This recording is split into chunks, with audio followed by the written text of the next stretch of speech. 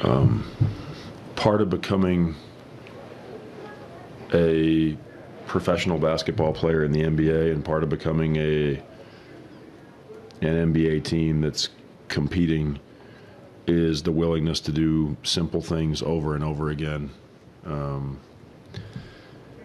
I thought early in the game, the team on both sides of the ball was very active, connected, unselfish, and the second quarter, we had some pockets where our play wasn't perfect, but the second half was unrecognizable in almost every way.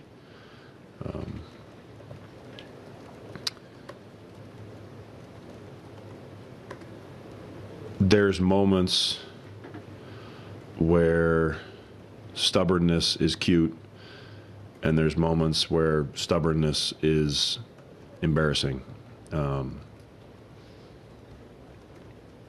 At some point, every person needs to look in the mirror and understand what's being asked of them and try to do it to the best of their ability at the highest level of intensity that they can.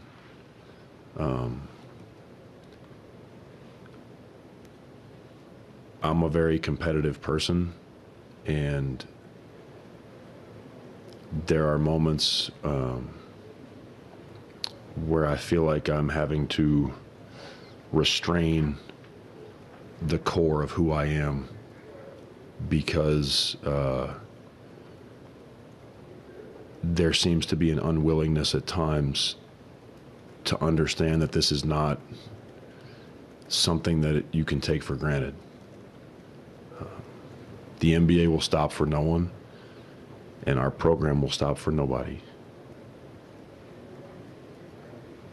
There needs to be accountability of self first, and everybody on our team needs to understand that opportunity should not be taken lightly.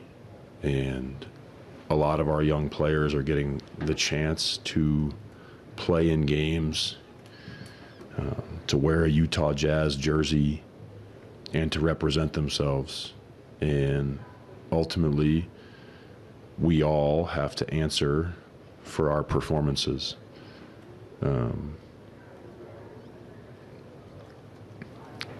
I've talked a lot about how we carry ourselves meaning something to me, and those words are not hollow.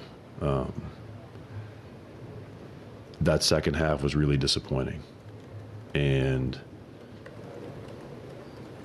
it's not representative of who we want to be as an organization.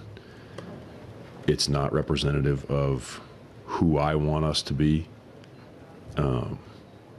There are very few times where I've been disappointed in our group, and tonight I'll drive home disappointed.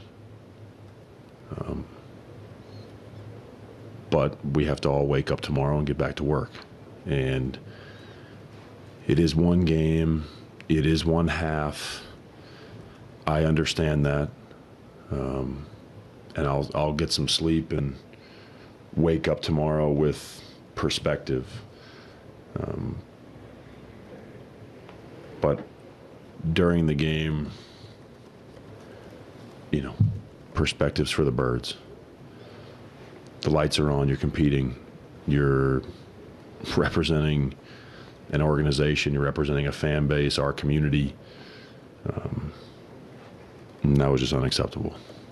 Can I ask, in maybe more particular terms, what you thought was lacking on the court? Pass the mother ball. Run back on defense.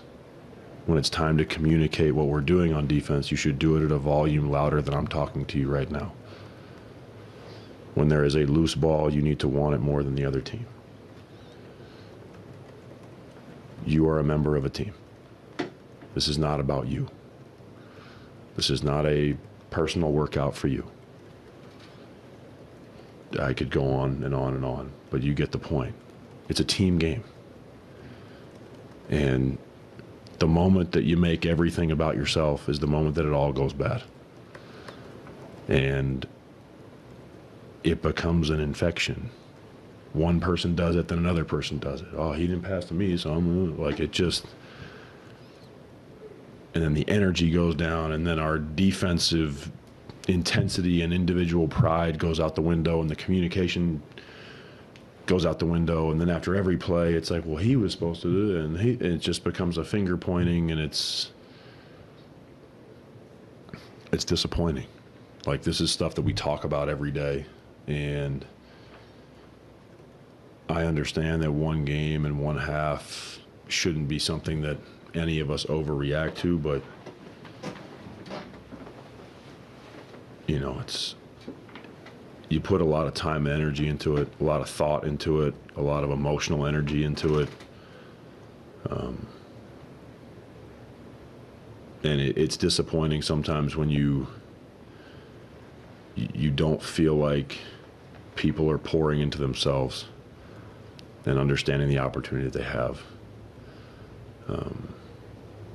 I don't pretend to have all the answers. I'm a young coach. I'm still figuring a lot out. This is my 15th year in the NBA, and I've seen a lot of players make it, and I've seen a lot of guys behave in a way that if they could go back in time, they'd take it back. I thought we played like a team for about a half, and then it looked like a pickup game at Lifetime Fitness, where we just all met 10 seconds ago, and we're all just kind of out here trying to get a workout. Do you think shot making in the first half created a malaise in the second half?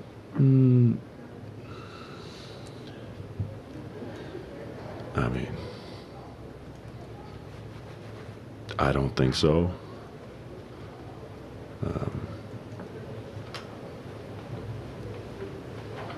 You know, I think that would be letting everybody off the hook. You know, I do believe in the ability to just call it like it is, and I don't want us to get in the habit of giving ourselves an excuse. You know, this is back to what we talked about pre-game, or actually it was post-game, last game. It's not just what you do, it's how you do it. You can miss every shot and still leave knowing that you played in a way that is respectable. And yeah, the ball just didn't go in. That's what I'm concerned about. I don't want shot making to dictate our behavior. You know, when it's not going your way, it's easier to tell. But I mean, we still leave the game. We shot 40% from three. Like, it's not. We've had plenty of nights where we've left at 30%, and it's like, oh, we didn't make shots tonight, but the guys played hard. You know, they got 20 more shots than we did. We had 4 offensive rebounds for the game. Yeah, tonight's a tough one. Just I don't think that there's really an excuse to be made. I just don't think that we were connected at all in the second half. Do you think that, like, you know, the NBA won't stop for no one, the program won't stop for no one, right? But like, a lot of these young players see that right now it feels like there's infinite opportunity, but they're going to get minutes. The injury report, what it is, there are minutes to be had. So there's not like no one's taking them out of the game, right? Mm-hmm.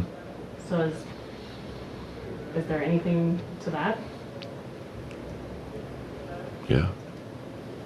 I mean, sure, I think that could be part of it, but that would be very short-sighted. Because the decisions that have to be made moving forward are much bigger than whether you get to play on Thursday. So, yeah, I think, you know, Bobby Knight made that speech the one time about your butt on the bench and that sending a signal to your brain and, you know, all that. That's funny, but it's true to a degree. But that's, again, like, to me, that's an excuse. Like, you still know how you're supposed to behave. And it's not about the play, it's about the behavior. That's what bothers me. You dribble off your foot, you dribble off your foot. You shoot an air ball, you shoot an air ball. The other stuff is the part that keeps me up at night, because like I truly think that that's the biggest part of development, is learning how to approach it every day. And you know, when you're lucky to be around the best players and you see how they are every day, like, it's not a mistake that the best guys are where they are. They have talent, but they also compound that by how they approach it every day. And those are the habits we're trying to build. Thanks, sir.